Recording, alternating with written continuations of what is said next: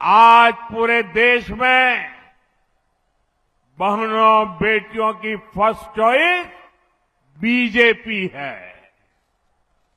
साथियों, अभी तक केंद्र की बीजेपी सरकार ने हर प्रकार की मूल सुविधाएं बहनों तक पहुंचाई। देश की 3 करोड़ बहनों को लखपति दीदी बनाया, लेकिन ये बहुत आवश्यक है कि देश के लिए होने वाले फैसलों में भी महिलाओं की भूमिका और अधिक बढ़े। इसलिए हमारी सरकार ने लोकसभा और विधानसभा में महिलाओं के लिए 33% रिजर्वेशन देने का कानून बनाया था।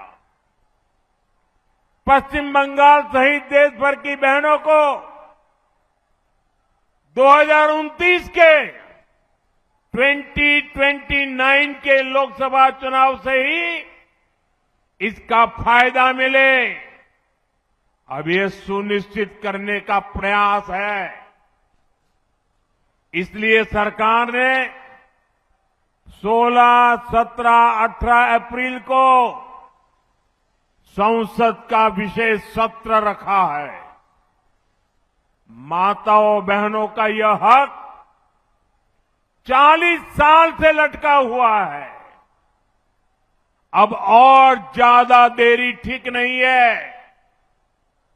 और हां साथियों, मैं कूच बिहार से देश के सभी राज्यों को फिर भरोसा दिलाता हूं कि जिन भी राज्यों ने जनसंख्या नियंत्रण में अच्छा काम किया है, उनको सीटों के विषय में कोई नुकसान नहीं होगा।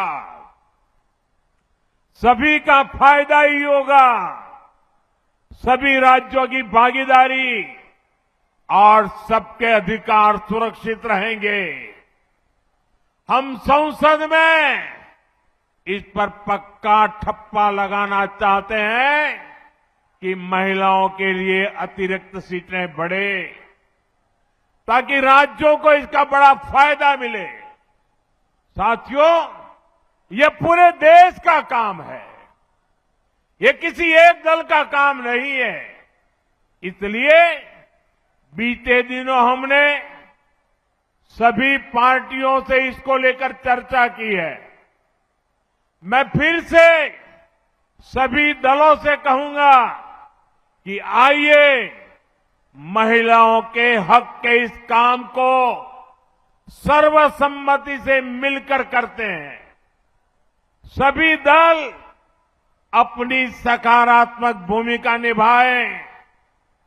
मैं बंगाल की अपनी माताओं बहनों से कहना चाहता हूं, आप भी सभी राजनीतिक दलों पर दबाव डालें।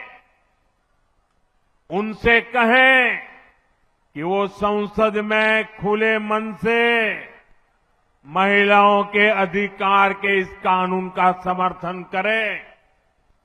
साथियों, हमारा बंगाल एक समय भारत के सबसे विकसित राज्यों में से एक होता था। विकास, व्यापार, उद्योग, कला, संस्कृति, हर क्षेत्र में बंगाल आगे रहा था। लेकिन फिर बंगाल पर ग्रहण लग गया।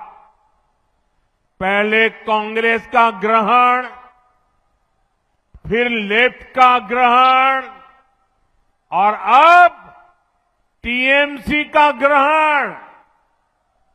और इसका नतीजा ये हुआ, बंगाल के विकास की चमक फीकी पड़ती चली गई।